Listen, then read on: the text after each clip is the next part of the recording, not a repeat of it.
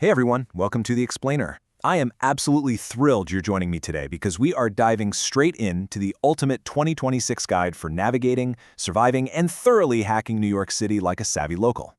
Whether it's your first time stepping out of Penn Station or your 10th time wandering the five boroughs, the city is constantly evolving, and 2026, well, it's brought some massive shifts to how you get around, what you pay, and how you actually experience the magic of Manhattan and beyond. So, are you ready to hack the Big Apple? Look, we all know New York City has a bit of a reputation. It can feel incredibly daunting, the crowds are unrelenting, and if you aren't paying attention, it can be astonishingly expensive. But here's the secret, it really doesn't have to be. Today, we're going to completely transform this massive, intimidating megacity into a totally accessible, highly navigable, and surprisingly budget-friendly playground. Okay, let's dive into this. Here's our playbook. 1. Transit mastery. 2. Passes and freebies. 3. Trap dodging. 4. Iconic must-sees.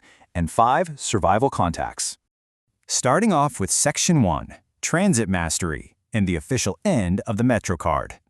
If you haven't been to the city lately, grab onto this. The physical MetroCard is officially retired. The whole era of swiping, yellow piece of plastic, and getting that dreaded "please swipe again" error, it's done. History. We are fully living in the Omni Tap to Pay era now. And this brings us to a massive aha moment for your travel budget. $35. That is your magic number. It's the absolute weekly local fare cap on the transit system. So here's exactly how it works in practice. No more waiting in line to buy some special unlimited pass. You literally just tap your phone or your contactless credit card at the Omni reader right at the turnstile. You pay the standard $3 base fare and you go. But here's the genius part. The system is actually tracking your taps. Once you hit 12 paid trips, which gets you to that $35 mark within a 7-day window, boom, the system automatically stops charging you. Every single local subway or bus ride after that is absolutely free for the rest of the week. Just imagine the transit savings. You can bounce back and forth across boroughs all day without ever sweating the cost. And this brilliantly illustrates how the system actually works for you. A few quick transit hacks to keep in your back pocket. Omni automatically gives you one free transfer between subways and local buses if it's within a 2-hour window. Got kids under 44 inches tall? They ride totally free with a paying adult. Oh, and just keep an eye out for buses with an X or SIM on the front. Those are premium express buses. They cost $7.25 and operate on their own separate weekly cap. So yeah, definitely stick to the local lines to keep that $35 magic alive. Moving right along to Section 2, Passes and Free Attractions, Stretching Your Budget.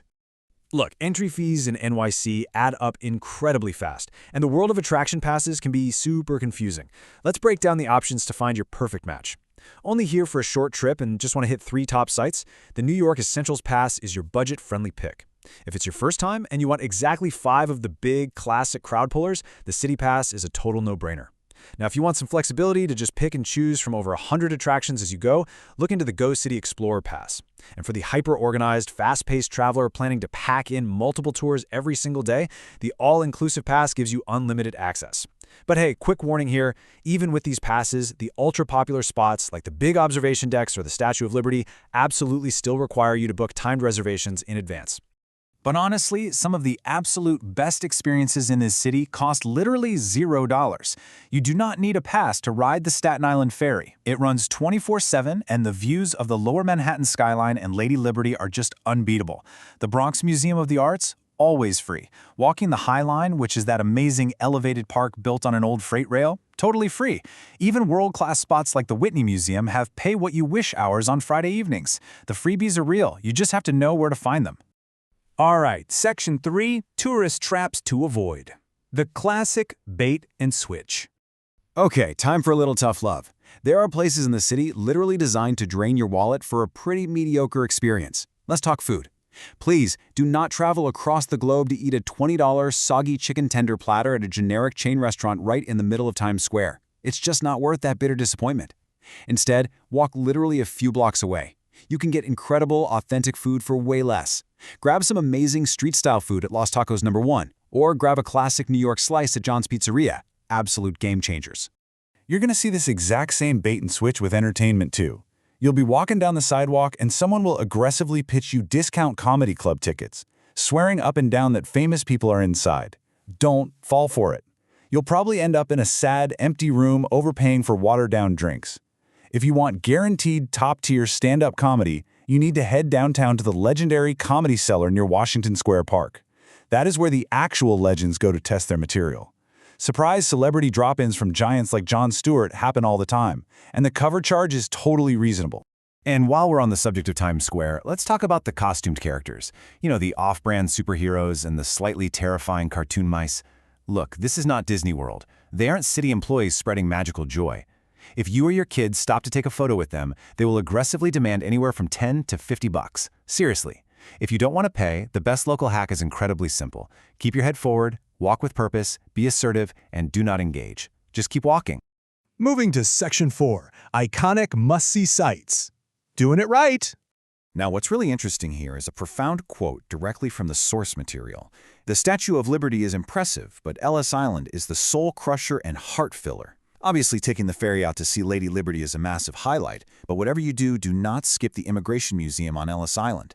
Standing in that great hall, you can literally feel the emotional weight of the 12 million immigrants whose American story started in that exact room. It's a true pilgrimage, for sure. Then there's Central Park.